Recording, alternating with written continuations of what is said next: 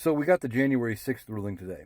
In the Fisher case, one of the convictions for the obstruction charge was appealed because they said the law in question only applies to tampering with documents and other official items used in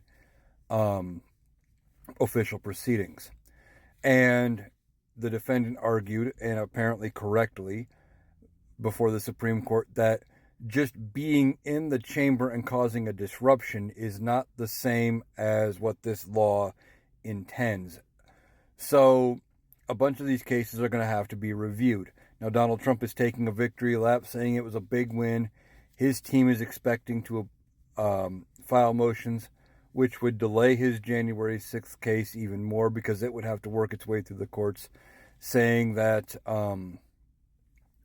his obstruction charges should be tossed out because of this ruling. However, Jack Smith said at the time in the indictment that those obstruction charges were based on the falsified electoral documents for the electoral votes, things like that, which seems to be more in line with what the Supreme Court ruling was. Now, this ruling was not 6-3 conservatives versus liberals. It was 6-3.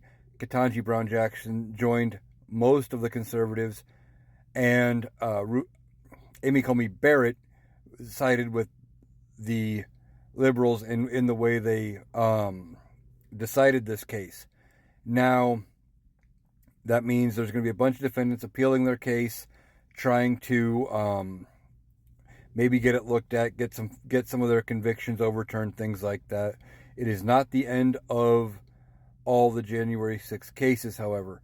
They're already looking at some of this stuff. The one article I read said that the DOJ was looking at like the removing of the electoral count box, things like that, as to what can be more in line with this tampering of documents, tampering of items pertinent to holding the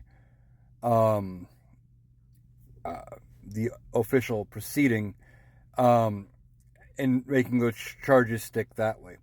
So we'll see how this all plays out. It is not the big win that the Republicans are going to crow about, but a few defendants may get their sentences overturned, and some people may have to face additional other charges now that might have been overlooked because they thought this was the stronger charge.